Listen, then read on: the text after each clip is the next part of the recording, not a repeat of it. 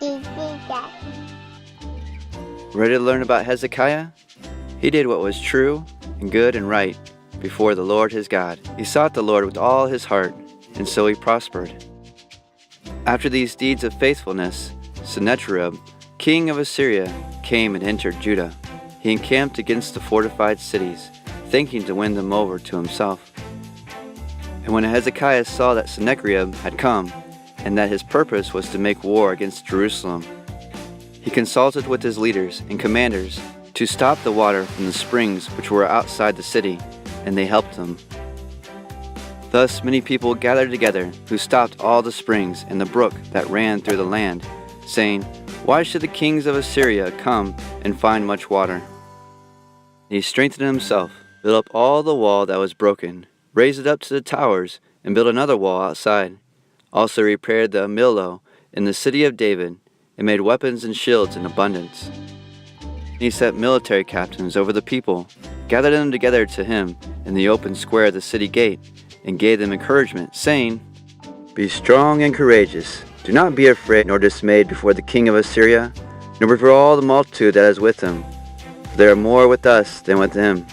With him is an arm of flesh, but with us is the Lord our God, to help us and to fight our battles." And the people were strengthened by the words of Hezekiah king of Judah.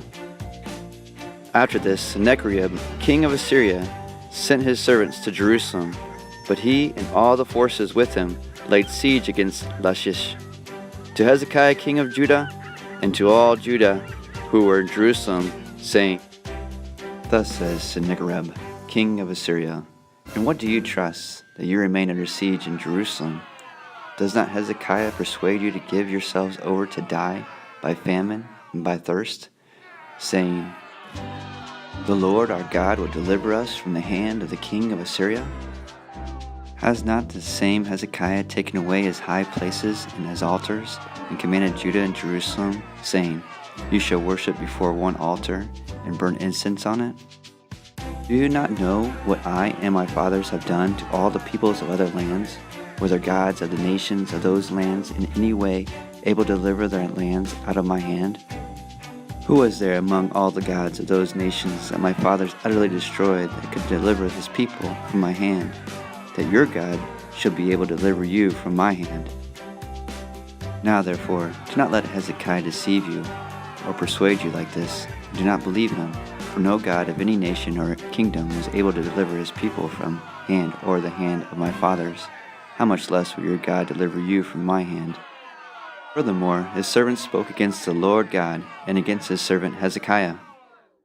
He also wrote letters to revile the Lord God of Israel and to speak against him, saying, "As the gods of the nations of other lands had not delivered their people from my hand, so the God of Hezekiah will not deliver his people from my hand."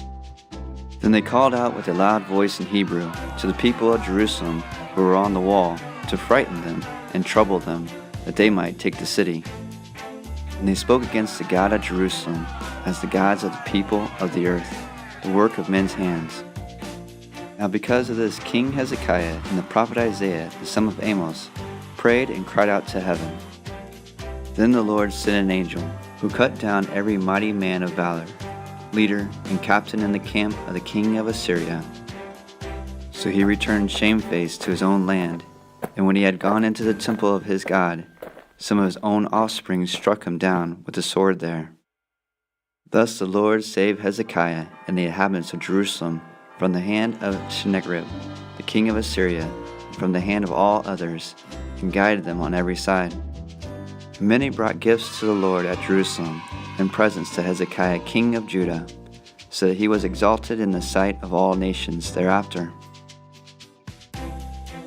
What can we learn about Hezekiah? Well, when other people might say, "You're worth nothing," or "You'll never be nothing," we can say to ourselves and to other people that need encouragement, "Be strong and courageous. Do not be afraid nor dismayed before the king of Assyria, nor before all the multitude that is with him. For there are more with us than with him. With him is an arm of flesh, but with us is the Lord our God, to help us and to fight our battles.